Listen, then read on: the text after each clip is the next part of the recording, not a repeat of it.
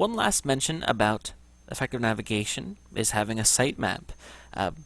You've probably heard of Google Sitemaps. This is a pretty easy way to create a sitemap of your site that is also Google compliant that you can go ahead and submit to Google. Some people feel that it's not necessary to submit sitemaps to Google. Whether or not you want to do that or not is up to you, but I would at least suggest creating a sitemap for your WordPress blog. And this is something that can be done automatically. The first thing is you go ahead and download the plugin. You can see the address right there. And just like the other plugins, upload it and activate it. And let me show you how to actually create the sitemap. It doesn't do it itself. You do have to push a few buttons, but it's pretty easy.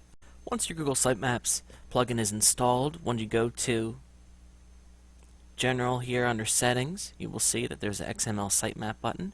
And this is where you can go ahead and create your sitemap. Please note, it's not going to create itself the first time. You need to do it once. Just go in here and take a look at the different options. And by default, every time you make a change to your blog, the sitemap is going to update, which means you only have to do this once. You don't have to update it again, which is really, really cool. But again, you just go through. There are some more advanced options there as well, where it's going to be located, this and that, that and this.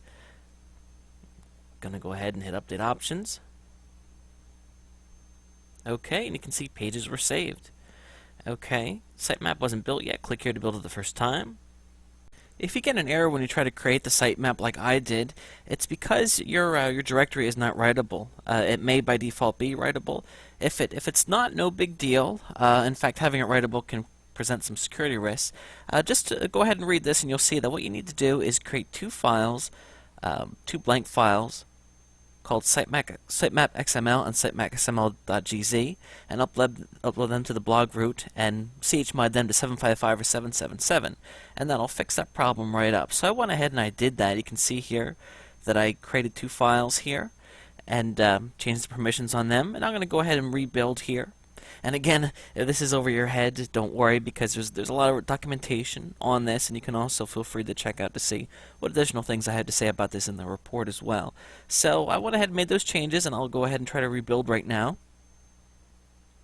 Okay, success, you can see here, now that the sitemap was built, and you have it built and also zipped. So you can go ahead then and do nothing else, or you can take your XML sitemap and submit it to the appropriate places, including to Google Sitemaps. Whether you do that or not is really up to you. There's differing viewpoints on it, but it certainly is a very good thing to have this sitemap. I would also suggest linking to your sitemap from the front page of your blog.